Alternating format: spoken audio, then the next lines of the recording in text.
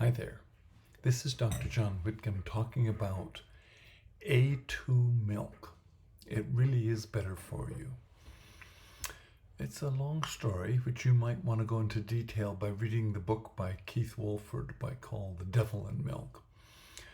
But the journey starts with a group of pediatricians in New Zealand who note that children from Samoa seem to have a much higher incidence of diabetes when they moved to New Zealand. And they did a quick office study in their group, and sure enough, they found that to be right. And one of the members of the group said, maybe it's they have brown cows on Samoa and we have black cows here.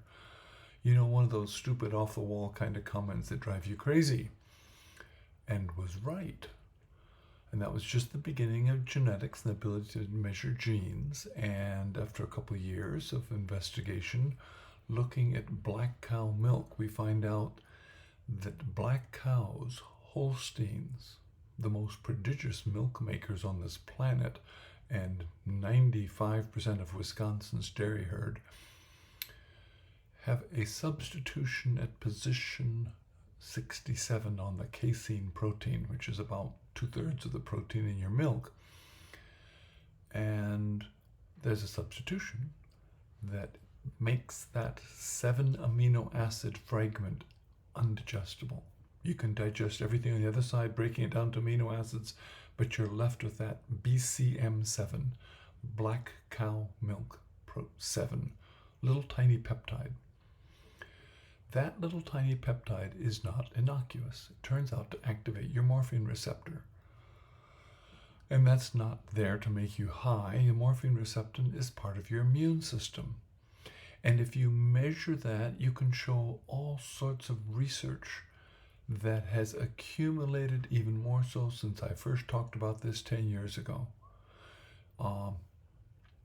For example, autistic kids have a lot more BCM7 in their urine than normal children, and many kids with autism get better when it's taken out. That kind of research, hard to pin down exactly what's causing it. Could be other factors. Rats that are absolutely destined to get diabetes when they're exposed to black cow milk, given naloxone, which blocks the BCM7 protein. Naloxone blocks morphine on the morphine receptor. Those rats don't get diabetes because they're not having their morphine receptor activated. On and on. This issue is so serious that the whole country of New Zealand has completely bred the A1 gene out of their milk, leaving them to have only A2 in their dairy herd. That's interesting. That's possible to do. It takes about 10 years per herd.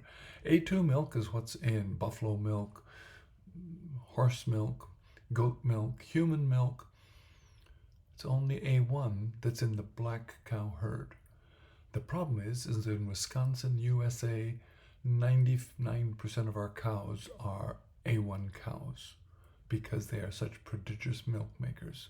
And most of that milk is going to the dairy industry, and nobody pays attention to going to the pizza industry, making mozzarella. In fact, if you visit a pizza factory in Wisconsin, you'll find that their estimation that's about 10 days from cow to frozen pizza in a grocery store, which is how fast and how efficiently our industrial food machine manufactures milk into milk products. What would work for me? I have pleaded with my children to not let their children ever have A1 milk. I think the risk of diabetes is real.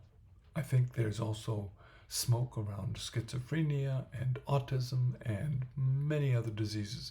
Something about A1 milk tips the balance of the immune function and inflammation. And I think we should stay away from it. The good news is there is now a dairy in Wisconsin that's not just making A2 milk, it's making A2 cheese. And they're planning to add ice cream.